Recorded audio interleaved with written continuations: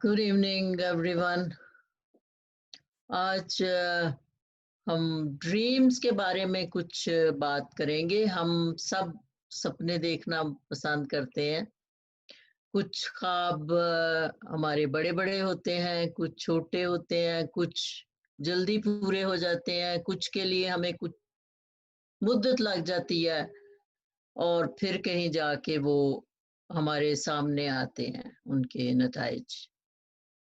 आज बाइबल में से हम एक शख्स के बारे में देखेंगे जो ख्वाब देखता था, और कुछ उसने ख्वाब ऐसे देखे थे जो बहुत बड़े ख्वाब थे और बड़े फर्क से ख्वाब थे। और इस शख्स के बारे में हम पैदाइश 37 बाब से लेकर 50 बाब तक पूरी की पूरी कहानी पढ़ सकते हैं। बड़ी मज़ेदार इसकी लाइफ स्टोरी है। लेकिन आज सिर्फ हम दो बातों के बारे में, दो चीज़ों के बारे में गौर करेंगे। क्या क्या किस किस तरह की रुकावटें जो हैं उसके ख्वाब पूरे होने में हमें नज़र आती हैं इस कलाम के सारे हवाला में से। मैं सारा कुछ नहीं पढ़ूंगी। हम में से ज़्यादातर लोग जानते हैं यूसुफ की कहानी को, और जब हम देखते हैं उसका जिक्र तो वो 37 बाब में है कि यूसुफ 17 बरस की उम्र में अपने भाइयों के साथ भेड़ बकरियां चराया करता था। और ये अपने बाप का बड़ा लाडला बेटा था, और उसके जो भाई थे वो उसको पसंद नहीं करते थे इस बात से भी कि बाप उसको ज्यादा प्यार करता है। और 5वीं आयत में लिखा हुआ है कि यूसुफ ने एक ख्वाब देखा जिसे उसने अपने भाइयों को बताया। फिर वो उससे और भी बुग़्ज़ रखने लग पड़े। फिर उसने एक और ख्वाब देखा। 9वीं आयत में उसने दूसरा ख्वाब देखा और अपने भाइयों को बताया। उसने कहा, देखो मुझे एक और ख्वाब दिखाई दिया है। सूरज और चांद और 11 सितारों ने मुझे सिजदा किया। भाइयों को और गुस्सा आ गया। उन्होंने उसका नाम ही ये रख दिया, ख्वाबों का देखने वाला। और आगे चल के हम देखते हैं कि इसी दुश्मनी की बिना पर उसके भाइयों ने उसके साथ क्या सलूक किया। और फिर हम जब 37 बाब के एंड तक पहुंचते हैं तो बल्कि 21 आयत में ही हम देखते हैं जब वो मिलने गया तो उसके भाइयों ने कहा, देखो ख्वाबों को देखने वाला आ रहा है, चलो इसका आज हम काम तमाम करते हैं।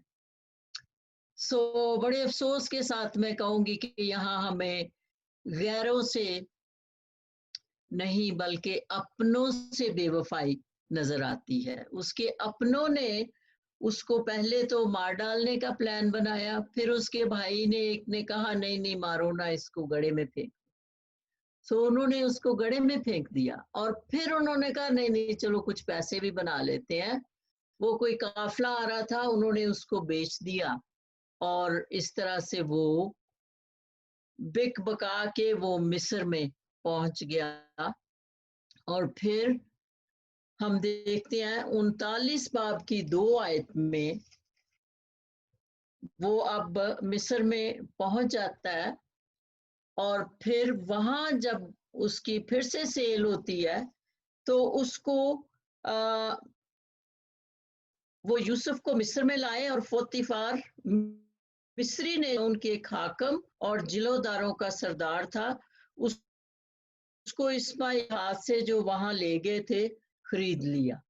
और यहाँ बड़ी खूबसूरत आयत है, दूसरी आयत, और खुदावंद यूसुफ के साथ था और वो एक बालमंद हुआ और अपने मिस्री आका के घर में रहता था।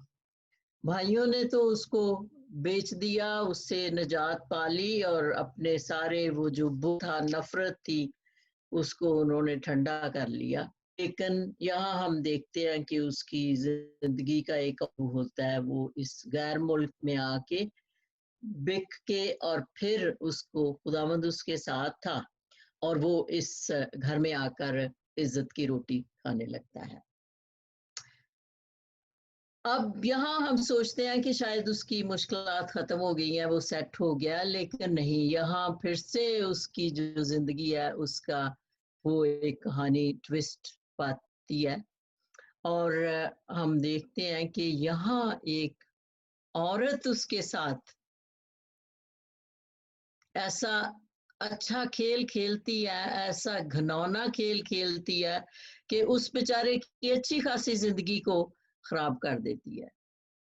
پر پھر ہم دیکھتے ہیں اس کے آگے جب وہ اپنے آقا کی بیوی کے ساتھ کوئی برا تعلق نہیں رکھنا چاہتا تو وہ اس کو پکڑوا دیتی ہے، اس پر الزام لگا دیتی ہے، لیکن اور پھر بیچارہ وہ قید میں چلا جاتا ہے، اس کی زندگی ایک بار پھر سے مشکلات کا شکار ہوتی ہے۔ سوچتا ہوئے گا میں نے کتنے بڑے بڑے خواب دیکھے تھے، میرا یہی ہے زندگی کا، کبھی میں گڑھے میں ہوتا ہوں، کبھی میں گھر میں ہوتا ہوں، کبھی میں پریزن میں جاتا ہوں۔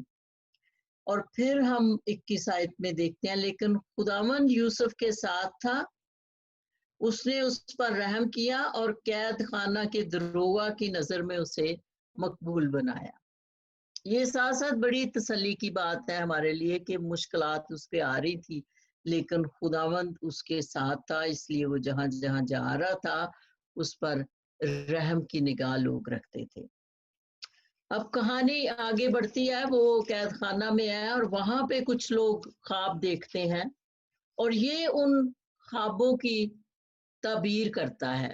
اس میں جو ایک شخص تھا اس کا خواب مثبت طریقے سے پورا ہوا اور وہ واپس بادشاہ کے پاس چلا جاتا ہے اس کی خدمت کرنے۔ دوسرا شخص جس کا اس نے تعبیر کی اس کا بھی خواب پورا ہوا اور وہ اس کے لیے تباہی کا باعث ہوا۔ اب وہ شخص جو بادشاہ کے پاس چلا گیا، اس نے جب بادشاہ نے ایک خواب دیکھا جو جس کی کوئی تعبیر نہیں کر سکتا تھا تو اس نے پھر اس کا ذکر کیا اور یوں اس خواب دیکھنے والے شخص کا اور خوابوں کی تعبیر کرنے والے شخص کا ذکر اس پیلس میں ہوتا ہے اور پھر بادشاہ اس کو بلاتا ہے اور اس سے اپنے خواب کی تعبیر سنتا ہے اور جب اس کو تعبیر بتائی جاتی ہے تو وہ اس سے امپریس ہو کر اس کو پرائم منسٹر بنا دیتا ہے۔ سو جسٹ امیجن کیسے pit to prison and now prison to the palace. خداوند کے کام بڑے نرالے ہیں اور مشکلات بھی آئیں اس کے راستے میں بڑی، لیکن اس وقت وہ ایک بہت اچھے عہدہ پر چلا گیا۔ اب دیکھیں ابھی تک جو خواب اس نے بچپن میں دیکھے تھے وہ اس وقت ٹین ایجر تھا جب وہ یہ خواب دیکھتا تھا اور یہاں پہ کلام میں لکھا ہوا ہے کہ وہ 30 برس کا تھا جب وہ اس تجربے میں جاتا ہے، جب وہ پرائم منسٹر بن گیا ہے اس سارے ملک کا۔ اور پھر وہ جو خواب اس نے دیکھے تھے کہ اس کے بھائی اس کو سجدہ کر رہے ہیں یا اس کے پولے جو ہیں وہ سجدہ کر رہے ہیں، کھڑے ہو گئے ہیں، اب اس کے بھائی اس سے غلہ خریدنے کے لیے جب آتے ہیں مصر میں تو پھر آگے کی کہانی بھی بہت دلچسپ ہے اگر آپ اس کو پڑھیں۔ مجھے تو جب بھی میں پڑھوں میں بہت اس سے محظوظ ہوتی ہوں، بہت مجھے مزہ آتا ہے، لیکن ہمارے پاس اتنا ٹائم نہیں کہ میں پوری اس کہانی کو دہراؤں، لیکن یہاں آ کے اتنے سالوں کے بعد اس کے وہ خواب جو اس نے اپنی ٹین ایج لائف میں شاید 16-17 سال کا تھا جب اس نے یہ خواب دیکھے اور اب 30 سال کی عمر میں وہ خواب اس کے پورے ہوئے۔ میں سوچتی ہوں کہ اس شخص کی کہانی ہمیں بہت حوصلہ دیتی ہے۔ ہم میں سے بہت سے لوگ ہیں جو اپنے دلوں میں خواب سجائے بیٹھے ہیں، بہت سے چھوٹے خواب بڑے خواب ہم سب کی زندگی میں ہوتے ہیں اور ہم کبھی ونڈر کرتے ہیں کہ پتہ نہیں یہ خواب جو میں دیکھتی ہوں یا دیکھتا ہوں یہ کب پورا ہوگا۔ جیسے مجھے یاد ہے کہ میری زندگی میں بہت سارے خواب ہیں جو میں نے دیکھے تھے اور خداوند کا شکر ہے کہ بہت سارے پورے ہوئے اور بہت سارے نہیں بھی ہوئے۔ کینیڈا آنے کا میرا بڑا خواب تھا، میں جہاز اڑتا ہوا دیکھتی تھی تو میں کہتی ہوتی تھی خدایا جیسے اس جہاز پہ لوگ جا رہے ہیں مجھے بھی ایک دن تو کینیڈا لے کے جانا، اینڈ ہی ڈیڈ۔ اور یہ میرے لیے بڑی ایک یادگار بات تھی کہ میں جیسے میں دیکھا کرتی تھی گرینری، میں نے अमेरिका में एक मूवी में देखा था कि कनाडा बहुत ग्रीन है, बहुत खूबसूरत है।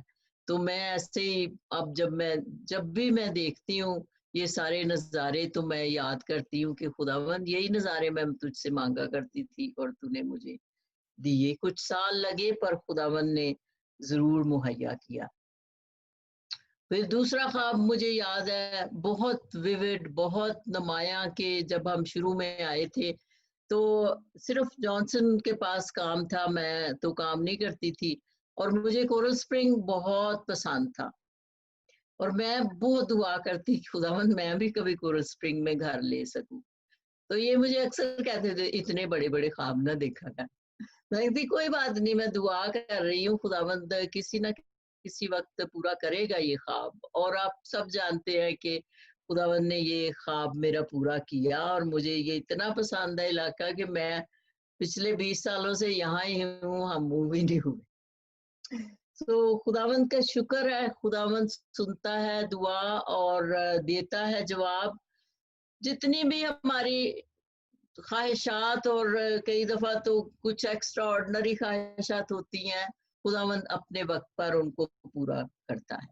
सो मैं आज सबके लिए यही मैसेज छोड़ रही हूँ कि कीप ड्रीमिंग। अपने बच्चों के लिए भी जो हमारे सपने हैं, हम जरूर उनके बारे में दुआ करते रहे और ईमान रखें कि एक ना एक दिन वो, अगर वो खुदावंद की मर्जी के मुताबिक हैं, अगर वो अच्छे हैं हमारे बच्चों के लिए, हमारे लिए, तो वो जरूर पूरे होंगे।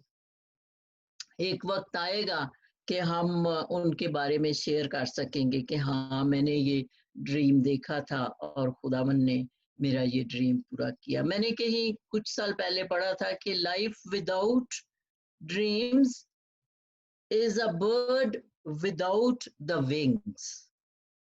सो ये अच्छी बात है। मुश्किलात आती हैं, अभी भी लगता है बड़ी मुश्किल मुश्किल आई हुई है सब पर, और कभी कभी हमें अपना फ्यूचर बड़ा ऐसे अंधेरे वाला लगता है, लेकिन फिर भी वी शुड कीप ड्रीमिंग, खुदावंद पर भरोसा रखते हुए कि खुदावंद अगर हमारे साथ है तो जैसे यूसुफ के ख्वाब पूरे हुए थे, हमारे ख्वाब भी वो पूरा करने पर कादर है। और जब खुदावंद हमारे ख्वाब पूरे करे तो ज़रूर उसको जलाल देने के लिए हम उसकी शुक्रगुजारी करना ना भूलें और ज़रूर शेयर करें कि हाँ खुदावंद ने मेरे लिए बड़े बड़े काम किए। खुदावंद आप सबको बरकत दे और हम सबके जो भी ख्वाब हैं खुदावंद करे कि वो सब पूरे हों। Thank you.